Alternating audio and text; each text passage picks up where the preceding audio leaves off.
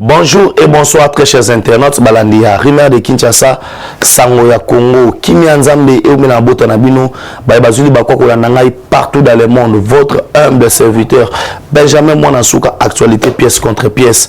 On a lobby vraiment le 30, plus que 31 jours pour tout le bye bye 2021 tout en 2022 kolozobatela nzamba zana biso. Cela dépend de la religion oyo ndimelaka na monoko oyo lobaka dire rien que merci na kolo masia et kozala mabete parce que c'est lui qui nous garde malgré ma faiblesse na biso ba problème na biso. Les alliés très important rendre grâce à Dieu. Notre président Félix Antoine Tshilombo qui travaille de racheter pour être Congo na biso et kende liboso pour être mboka oyo bakoko batike la biso tout quelqu'un qui travaille nuit et jour et avec beaucoup il y a des problèmes mais le président de la République était là pour défendre Moka. Nombre de voyages à Sali, tout ça, ça démontre combien il a l'amour pour la République démocratique du Congo. Parce que c'est notre nation. On ne va pas lâcher le Congo. Parce que le Congo nous appartient. Comme nous disons à chaque temps, soutenons Fachikar, c'est notre frère, c'est notre sang. C'est notre frère, c'est notre sang. Il faut soutenir Tinasuka. Car lui c'est notre frère, il est notre sang. Quand on a sauté au Betalelo, bateau ya lokuta, bateau ya mitema mabe, balinga ko latisa biso, et loko moko na mutu ke, fatia sala bakor, que non, fatia andini, que non, fatia autorisé, ba troupe ougandaise baya, na Congo pour nous la Congo. Chose qui est faux et archi faux. Mais les gens doivent savoir que bisikano surtout terrorisme ezali monde entier bakoma ko communier ko sangana pona ko bunda. Je dis bien ko sangana pona ko bunda contre et loko a bengi terrorisme. Ça veut dire parmi babiloko yo ezako boma Congo, ezako boma monde, c'est entre autres ba réseau auto bengi ya terrorisme et ba ADF oyo ezali mouvement ya d'origine ougandaise et salaki auto bengi et komaki pardon auto bengi groupe terroriste et batsala batanta na Beni et nous avons vu que le monde entier est fongoli miso pour le terrorisme. Dès dans ce cadre là on a des échanges sur les plans renseignement militaire na ba Ougandais. Pourquoi? Parce que la plupart ya bato baza ko était que ba ADF baza bato oyo baza d'origine ba ougandaise. Et puis ADF asanga et comme qui branche ya groupe état islamique na ndenge ya mabete na ndenge on critiquer ba religion mususu te. Vous savez que place autobing est de la République, la plupart ya communauté baza kuna na est de la République baza bandeko yo bazali ba musulmans. On ne doit pas confondre l'islam na l'autre bengi terrorisme na groupe état islamique. Cela veut dire groupe état islamique ba djihadiste wana bazali bato oyo bazo fingisa image ya islam. Et vous allez comprendre que non ba rekita bato ebele basala mabe na bango pour balatsa islam. Or l'islam comme étant une religion ezali religion ya ba terroriste té. Les gens maintenant ils ont voulu embrouiller bato na ba français. Groupe état islamique oyo balani na ba ADF ekomi mbala moko eloko tobengi groupe terroriste et nous devons communier. Tout le monde mokonzi mboka parmi ba piste de solutions où il fallait insécurité si là ezalaki kosa la route Kasindi et Kindeti na Uganda place où on benga couloir de la mort. Mais Bako Sabinote, il n'y a pas les troupes ougandaises na sol congolaise. Je demande l'information avec tous les preuves possibles. Je mets tout quiconque en défi. Il n'y a aucun militaire ougandais na Congo. Maintenant, qu'est-ce qui se passe? On a des échanges sur le plan haut bengi à renseignement militaire.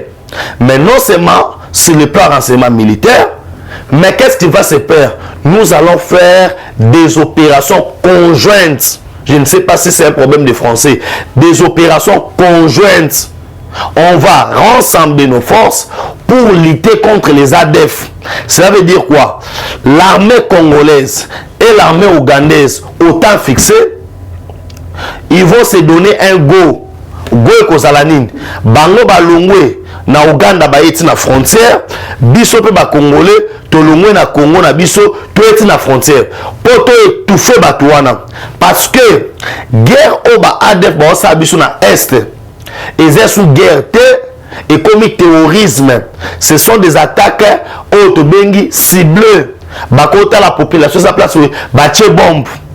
Bakoya ba kidnapper un groupe des individus. Bakena bango na zamba. Bakomo senga mbongo. Et nous avons compris que non, ezali sous bongo, ezali sous guerre normale, le col comme terrorisme, biso ba congolais, nous devons agir. En disant cela, ba prophète de malheur, bato ba komamba lokuta, ils ont commencé à écrire au scandale pour dire botalande fachi okota ba Ougandais. Bota fachi okota ba Ougandais. Uganda robunda biso guerre comment? Mais ce qui concerne le terrorisme, tout le monde ba Soudan, ba Nigeria, ba Nini, na Motali Kuna, en Afrique de l'Ouest, on a vu ça. Que pour le terrorisme, tout le monde ba États-Unis, et que c'est ça. Mais au Abisso, comme les gens voulaient diaboliser, c'est une fausse information. Oyo ba kotse bat na matoike ba Ougandais bazoya na Congo pour ba bundia biso guerre. Là c'est très grave. Encore une fois on a ba yini à Congo. Les gens qui sont capables de déformer même l'information, de changer les donnes afin que bazo a raison. Afin que batmal ba non mokonza mboka banda zimboka tala Congo zongi na sima. Hein? Il y a des signes qui ne trompent pas. Au Konzamboka, Congolais de père et de mère. Oh yo, Maroé Sabino, pour la Congo, n'a prêté serment, il est prêt à faire le sacrifice suprême. Et Batou, oh, il va comprendre que non, la guerre à l'est, terrorisme à l'est, et quoi appartenir à l'histoire. Appartenir à l'histoire. Il y a parmi les grandes résolutions. Oyo ngai na kokende tina parlement. Kokutana mokonza mboka, kokutana bakamya mboka eza constitution ya mire. Toko makawana. Yango ndeza solution koleka ba solution nyonso. Et pour na bato mitema mabe et comme singa na bato sona respectaka. Hein? Ba professeur, ba docteur, Boyebi François Babi, Bengi conjointe. Ils vont mener les opérations conjointes. Hein? Aïe, aïe, aïe, aïe, aïe, aïe. Les opérations conjointes, les gens interprétaient ça que non, l'armée ougandaise va rentrer en République démocratique du Congo pour venir combattre. Que Tshisekedi a autorisé l'entrée des troupes ougandaises. Mais les officiers congolais, Bakendara na Ouganda, chaque jour, alors, tout le monde est chef d'état-major général du Congo, à Kenya, Rwanda. Tout le monde a qui yango. Et puis, bisona ba pays wana to kasa ba relation diplomatique. On peut toujours être en échange avec eux. Mais tous en abango toujours aux aguets. Tous en abokebi. En accusant le chef de l'État que non, azolinga kota ba Ougandais. Woutia na muto abatunini. Politique, il y a diabolisation. Quand mon konzambo ça malamu, personne n'est là pour acclamer. Personne n'est là pour na koloba i ou bien o. Tout le monde bazawana balukaka que non, que ça ne marche pas. Et puis sabango pifo, et le bas on a lingala pifo. Makasi ya koloba.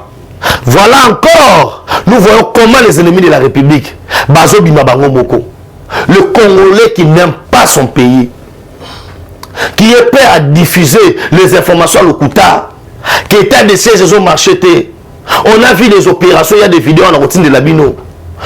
Oyoba FADC, ma pinga ya mboka na biso, pour na boalu boadi tunga, balobi non, tokoti kate, babundi bake bakangi batu, babotoli ba otage, oyoba rebelle bakangaki. 75 personnes va libérer. C'est pour vous dire que non, l'état de siège et qu'il n'a pas avancé. Il y a un moment où on a l'état de siège. Il y a un moment où on a reversé. Et quand on a dit que non, c'est faux et archi faux. Piololo, piololo, piololo, piololo. Mokolo ya lobby. Lundi. 15h, heure ya Matadi. Bonne année et Fachi béton. Il y a lelo béton. Il y a biloko ekomi ti. Papa, beaucoup comprendre que non. Ti les 20. Bonne année comme elengi. J'aimerais maintenant koyebi sabato yo. Okolia Thompson o aleki ngai na mulaya loboko ezala bilo wa mikele ke bando la biso ate kala mbolo Gaillard 16 nani 60 plus bando la sur ba Thompson ba 20 plus mais maso o na ba Thompson à 60 plus c'est dit jamais vu Damas kana makasi ça so boaka tala mon frère sonde kona yo azana kina lobi ke non biloko kitita ndoki lobi déjà 1130 tonnes ya ba surgelé kitaki déjà quand on a moka mona social la peuple congolais banda Congo ezala Congo et la première fois tous les président oyo peuple a lobby ayoki bango a exécuté. On avait dit que ces Libanais Batoyo ba Lukaki ba bloquer l'économie en Mboka pour peuple congolais finga fachi tout ce qui bango tous on a système de déboulonnage sur le plan économique et déboulonnage il y a plein économique il y a un bandit c'est que ba molongo ba surgelé oyo nanuto monate sur 27 000 tonnes lobby déjà et y a qui déjà 1130 tonnes pour ba congolais ba sepela balia batonda. C'est pour vous dire que non, le social, toujours bouna pour la social à peuple congolais, n'égéniti lelo, à s'occuper social que ça appartient au passé. Maintenant là. Et à l'autre temps, là je dois interpeller le peuple congolais que tant que tu as biloko pa bapaya, fatia kanyi mabokote. Quand on est en janvier, d'ici le 12 janvier, ils ont lancé 2 bateaux de pêche. Ils ont déjà dans Chali Métal. 2 bateaux de pêche. Lobi nazaki wana baboyende nazo babilili parce que baza pour ça exclusivité ça pas mokonza mboka ye moko. Na moni ngamo na miso nga 2 bateaux ya Gaillard. Oh déjà ils allaient prêt et quota. Na balé. Et que l'océan ebende la biso ba mbisi mbisi ko meloko pamba nde ba Namibie wana Namibie boko la mbisi te allo ba roga na océan et pourquoi pas Pébisso hein pourquoi pas Pébisso au moment où le chef de l'État le garant de la nation Malembe il est en train de chercher le bonheur du peuple congolais maintenant na lingi bato mitema mabe bolo balisusu atika ba promesse na défaut patin akosala le côté Damas ekokita te eza lokuta tembesili ouah Fachi Beton ouah ouah hein Fachi Beton ouah c'est pour vous dire que non qui va oser encore de parler c'est pour vous dire que non il a des soucis de ce pays un Congolais de père et de mère Oyo a un souci à peuple congolais. Non, on a Brigitte Kaja, tu as loba. Samboui, non loba. Rachel et Clarisse, non, fan qui mette. Rachel et Clarisse, non, fan qui mette parce que les gens ont eu à diaboliser au Konzamboka. Ils sont fait au fou moi Italie. Tu fan nanabino awa. Jimmy Congo mon pote. Badwani mate. Congo. Congo, tu as bandit matin. Bandit matin. Alain Moulamba na Maroc à Benginga pour me dire que non, Benjamin, est-ce que Makambo Baolo Damas et Kita et Kitato et Kitate, les amis de Benjamin Monasuka na Maroc, Tembesili. Lobby déjà na port à Mata de Yinda qui pour Damas, il y a niveau Saranate. Hein? Pour Anini. Quel niveau Kabila tike libiso où le peuple congolais a boulé qu'à Damas.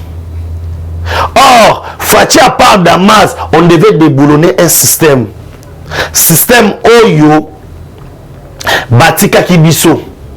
Il y a les Congolais, Barisonaka Damas, Bakimaka, Congolais Kimi, Congo, Ake Congo Brazzaville, pour qu'on a battu à l'Ipanaber. Na salade na kati et donc mutaki meli Congo pour que ne li pana salade Congola kimikin aki Angola pour que ne lia chorizo boudou mafuta wana chorizo tala niveau Congola kimi Congo aki Côte d'Ivoire pour que ne lia nkao mwenge basangisa na spaghetti na lipa tala niveau. On peut bien vivre chez soi. Et Fachi a prouvé de quoi il est capable. Moukwantombolo, à moins de 2 ans, 2 ans à Pamba, Mokonzamboka, Osali, Mokakoswa Nayo, Mokakoswa, Mokakoswa. Hebotkana Lobande Ransi, Yemo Kameramen, Yemo Foda Loba. Parce que, Batoyo Yamitema Mabe, Balingagi Batia Motema Ekundu. Motema et boubou na esaki ba congolais ki bobongisa ba wese tembesili skoyo tanto boa ka susu ba biso zo na fleuve na biso moko na océan na biso tanto ko ben na ngo lisusu et quand sur na marché ba ende ba kokamata bisaka ba kimi bango moko parce que Kabila en détenant force autobing économique c'était enfin que babilo ka boye simbate mais Fachi moi na moulumé moi na mouluma parce que Marambozo Salema dit jamais vu. J'aimerais que Batouala Nangaï Babi Mouté soit soué na nyoka. Babi bien Mouté soit soué na nyoka. Abanga kata soit mon signé ningana. Abangaka. Pourquoi? Tout se méfier Naba Touya Senko na cardinal. Parce que Motema Moto Sanduku nous Tobunda Makambo élection qui est bien parce que dans Makambo il y a beaucoup de pièges et que Kobete la bango trop maboko eza mabe total bon ça va bah ça analyse la bango ok pour le but monde qui déjà moi sur moi et ça va théâtre comment na salle ya conférence je pense libanda ya conférence épiscopale il y a de la sécurité ba autoriser ba charge welo ba kota pour dans la mascarade politique ça c'est du mascarade politique ça ce sont des fables ou les ali ba autobi ba théâtre politique et les gens qui sont dans la politique comme déjà bah mon peu bah côté déjà politique bah ça va politicien bah nakala il faut faire très attention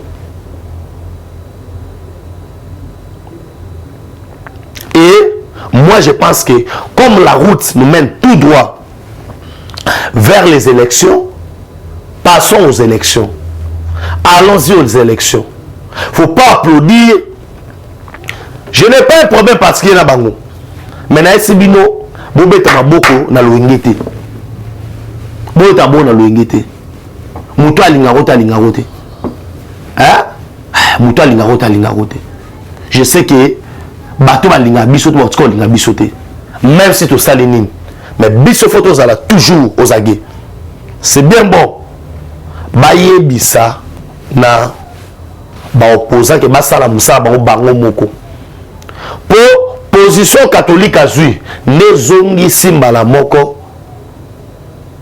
Katumbi na sima parce que lobby Katumbi au travers téléphone basola ki na Jean-Claude Mouyambo pour na oloba ke non na tike na union sacrée c'est non événement au tika la union sacrée au loin de union sacrée aux traîtres au tika la union sacrée au loba na ko soutenir mokonza mboka et un non événement pour na ngati devait avoir le courage ya kolongwa union sacrée après avoir kokinde ko acquiser mokonza mboka sur le plan international pour dire que bazo empêcher ngai na postuler parce que j'ai des origines juives tant aux juifs qui né na Israël qui ne postuler au l'organisation minono yanine ça veut dire peuple congolais soyons toujours vigilants pourquoi parce que dans le moment dans Sabino il y a de ces gens là oyo pona bango mboka oyo il faut payer la moto mais j'ai aimé papa moko le laza 75 ans Benoît Luamba makamwa biso to lobaka badachaka ngo tembe mais soza tembe na otinde la yo document mobimba interview Benoît Luamba sali abia kokufa bongo te akokota mabele bongo te sans pourtant abisa ba vérité nzokande Kalev na John Numbi bakamata ba preuve nyonso to babité de vote batumba yango tant facha bi batumba yango et ezaki une manière ya kotia fachi pression et heureusement ndamba ba preuve oyo ezalaki ke bokonza mboka gagné babande ko maintenir yango ezali la cour constitutionnelle et makambo tout baya koluka ko assassiner chef de l'état Benoît Luamba lobi yango nande ba ese ke a destituer mokonza mboka nande ba rater ba coup d'état obomaye a lobby nzamba zana fachi wana Benoît Luamba ngate Benoît Luamba yo ko fanda na ndako na yo ofinga mokonza mboka oyo ba n'importe quoi na mona bato mususu oyo niveau d'étude ya mukie ndenge nini fachi atambwa na sima Kagame liboso c'est de n'importe quoi balobi passage arrivé à troupe honneur tabo personne na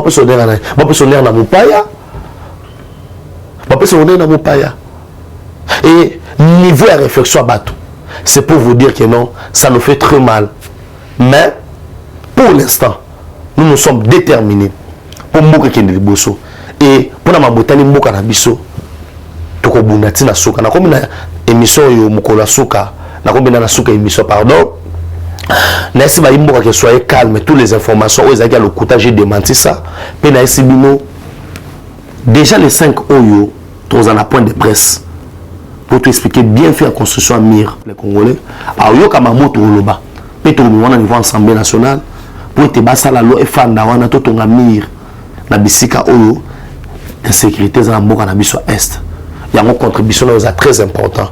Numéro de téléphone, il y a un plus 243 9 70 40 89 57.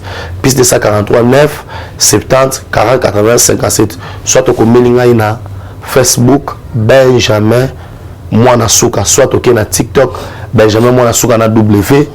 Toko solo la kuna kitoko. Et je dis merci na Rancy. Je dis merci na batu nyoso to oyo ba soutenir biso de Lion de près ba papa na ba maman. Sokolo so zungité to kuta mko lobi et na pesi bino surtout. Ciao. Eshima, votre magazine qui bat au rythme de l'actualité. Retrouvez la nouvelle édition. Exclusivité, Sakombi Molendo, le pionnier de la bancarisation.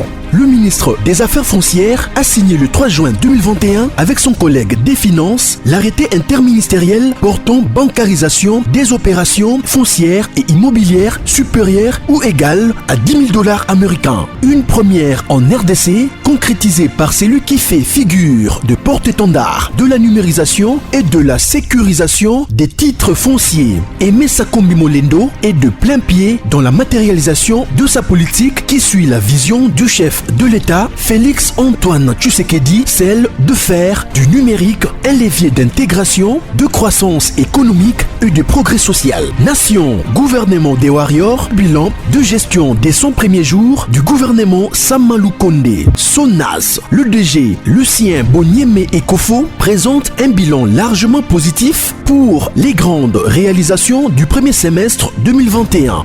À lire également l'interview de Seth Kikouni portée sur les questions d'actualité. À la découverte de Tissia Mukuna, la DG de la marque La Quinoise, café planté et transformé à Kinshasa. Interview exclusive de Richard Ilunga, DG de l'ONIP, qui confirme l'identification de la population congolaise avant les élections 2023. Un an de patrouille financière, les audits de l'IGF mettent à l'écart les mandataires impliqués dans la mauvaise gestion des deniers publics grâce à Jules Alinguete, inspecteur général des finances, chef de service. Une analyse sur les coups d'État en Afrique et leurs conséquences. Retrouvez l'intégralité du magazine Eshima dans les kiosques. Eshima Magazine, un nouveau standard d'information.